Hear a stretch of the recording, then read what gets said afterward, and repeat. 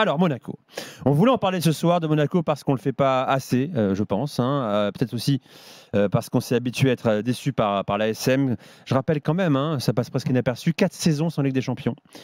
Pour le 3e ou 4e budget de Ligue 1, un projet qu'on a du mal à suivre. Pourquoi l'ASM n'arrive pas à s'imposer comme un cadre de notre championnat? Encore cette saison, toujours aussi inconstant, avec nous notre correspondant sur la Côte d'Azur, Maxime Thiette. Bonsoir Maxime. Bonsoir les amis, salut à tous. Bonsoir Maxime. Maxime. Très bon, coup doucement, très bon au passage. Merci Maxime. Merci. Ça vaut pas Omar qui fait mouche quand même, rassurez-moi. Après le problème, c'est que Nico Jamin n'est pas totalement génération after, donc il comprend pas. Voilà, je suis l'incarnation, je suis génération after. Oui, mais... J'ai créé cette émission avec Jimmy, on l'a créée ensemble. Ce serait pas là sans nous, mon ami. Toutes les équipes. Je serais encore sur un blog. Ah bon, d'accord, un mépris en plus. Non, mais je cautionne pas ce propos. Merci Jimmy. Bon, Maxime, il le pense vraiment. Adi Hutter était en colère aujourd'hui en conférence de presse. Oui, vas-y. Je sais pas si on. Non, vas-y, va ça n'a pas été préparé. Peut-être après. Non, on écoutera pas. Bon, ok, très bien. Oui, il était en colère parce que le dernier match, il fait un peu tâche. Cette défaite face à Reims à Louis II, surtout que le match avant à Louis II, c'était aussi une défaite face à Lyon, où là, certes, dans le contenu, ça passait, c'était pas grand-chose, mais bon, c'était quand même, on retrouvait un petit peu de cet AS Monaco. Là, par contre, face à Reims, à 18 ans, on n'a pas retrouvé son équipe, son identité. Il a perdu, et il estime que ses joueurs ont perdu leur identité, leur structure, leur style de jeu. Je veux bien, Maxime, c'est quoi? Excuse-moi, je te coupe, c'est quoi l'identité à Monaco? Moi, j'ai toujours rien compris en fait. Le but, c'est d'avoir une équipe tournée vraiment vers l'avant, qui va chercher, presser haut, qui est assez agressive, qui est capable d'imposer le rythme et de gratter les ballons pour aller étouffer ses adversaires. Ce qu'on a pu voir sur le début de saison, ce qu'on a un petit peu moins vu sur certains matchs depuis plusieurs semaines, et ce qu'on n'a pas du tout vu face à Reims le week-end dernier, où les Rémois ont profité d'une passivité défensive incroyable et ont pu marquer 3 fois assez aisément sans être vraiment inquiétés. Alors certes, les 3 buts sont magnifiques, la frappe de Teddy Thomas est incroyable, mais malgré tout, la défense est trop passive sur à chaque fois. Et puis offensivement, Monaco se crée moins de situations qu'en début de saison. Souvenez-vous, au tout début, les stats étaient exceptionnels, plus de 3 buts par match en moyenne. Ça avait bien commencé. C'est redescendu. Et les stats d'occasion créée aussi sont moins bonnes. Tu démarres par 3 victoires, un match nul. T'es leader de Ligue 1. C'est Monaco, Nico. Oui, c'est pour ça que je vais en parler. En fait, ça ronronne. Personne n'en parle. Si Marseille fait ça depuis 4 saisons, c'est un scandale, c'est le feu partout. Mais parce que tout le monde s'en fout. Mais il faut pas s'en foutre, Monaco, c'est patrimoine. Mais on s'est battu, ça fait 2-3 ans ici, je me bats à chaque fois à faire des avis tranchés sur Monaco. L'année dernière, la même chose. L'année d'avant, c'était exactement la même chose avec un mois de janvier, février où ils avaient été catastrophiques. Je me rappelle de l'élimination contre Braga il y a 2 ans, une élimination aussi contre Rodez, il me semble, ou contre Nantes. Rodez l'an dernier au tir au but. Avec Abdenour qui fait son jubilé. Rodez l'an dernier. L'année d'avant, c'était Nantes en demi-finale où ils avaient perdu en fait tout leur objectif en janvier-février, puis il y avait eu ce match contre le PSG, là, le 3-0 à 13h après une élimination du PSG, et ils avaient enchaîné 9 résultats. Voilà, c'est Monaco. Et Monaco, avant la trêve, ils te font un super match contre Rennes là-bas, et puis après, derrière, ils peuvent nous pondre un match contre Lyon ou un match contre Reims, où globalement, on a les mêmes soucis récurrents, la défense, où pour moi, Magassa est un milieu de terrain, il ne doit pas jouer en défense centrale, mais bon, comme il y a eu là, Singo et Salissou qui sont partis à la CAN, tu es obligé. Maripane qui peut pas jouer à 40 mètres de son but parce qu'il a une charrette. Voilà, c'est toujours les mêmes problèmes, un peu parfois de flemme de certains joueurs. Tu peux avoir un Fofana extraordinaire sur certains matchs et des fois où il passe à côté. La même chose pour un Golovin.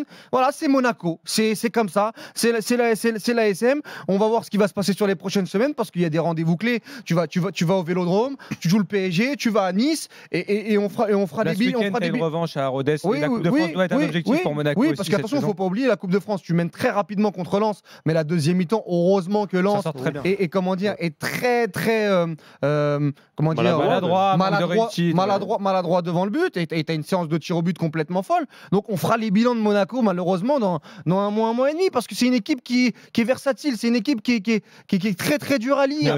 Depuis ces journées, c'est une victoire, une défaite, une victoire, une défaite, une victoire, une défaite. C'est ça. On ne sait pas. Vous voyez, Nico, vous parlez du Monaco depuis plusieurs années, il faut rappeler quand même qu'il y a un changement de projet cette saison. saison. Il y a Thiago Scuro qui est tous les arrivé. 3 ans, il y a eu Paul Michel. Ça a donné quoi? T'as 18 heures qui est arrivé. Ils ont perdu Caio Henrique. Caio Henrique en début de saison, c'est 4 passes D sur ses 6 premiers matchs. C'est un des meilleurs joueurs de Monaco, gravement blessé. Devant, t'as Mbolo qui est un des meilleurs attaquants de l'effectif. Pareil, gravement blessé. Je pense qu'il y a beaucoup d'équipes de Ligue 1 et d'entraîneurs qui aimeraient bien avoir ces deux joueurs-là. Mais Monaco, ils sont dans les clous de leurs objectifs. Ils sont en lice. Ils vont finir dans les 3 probablement pour être qualifiés directement en Ligue des Champions. Moi, je peux prendre ce pari-là. Ouais. Monaco sera dans les 3. C'est pas un pari osé. Il me dit ah bon. Oui, je te dis ah bon. Oui, ils y seront. Oui, mais ils devraient l'être déjà en fait. J'ai mis en réalité. Ils devraient pas y être déjà. Ils sont à 2 points de Brest, à 5 points de Nice. Si. Non mais on parle de Monaco. Il y a un écart trop important. On banalise Monaco. Il y a un écart trop important avec le PSG par exemple qui cette année est pas. Mais les gars, le PSG et Monaco boxent pas dans la même catégorie. Je vous l'apprends pas ça. Il y a un écart trop important. Mais il y a un juste milieu entre être derrière Brest.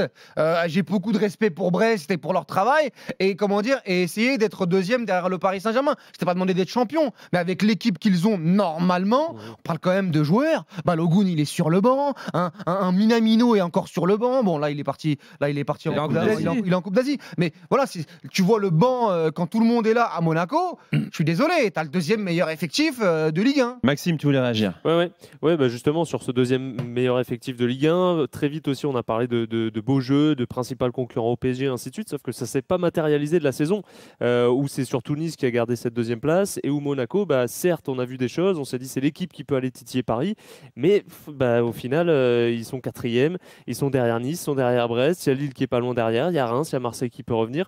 Donc ça s'est pas encore matérialisé et ils sont à 10 points du PSG. C'est vrai que ça peut être frustrant parce que ils sont pas à l'abri de voir tout s'envoler. On sait que la fin de saison passée, c'est parti en cacahuète parce que les derniers matchs, je crois, ils ont fait une victoire sur les 7 dernières journées. Ils finissent sur 3 défaites, c'est ça qui les plombe la fin de saison. Voilà, ça les plombe. Ils ont perdu l'objectif de la Ligue des Champions et ensuite ils ne se sont pas raccrochés aux branches pour essayer de sauver la mise. Et Maxime, il ne faudrait pas que ça tourne comme ça. Je le pense pas. Je vois pas comment dire les choses partir dans ce sens-là. Tout le monde est mobilisé, ainsi de suite.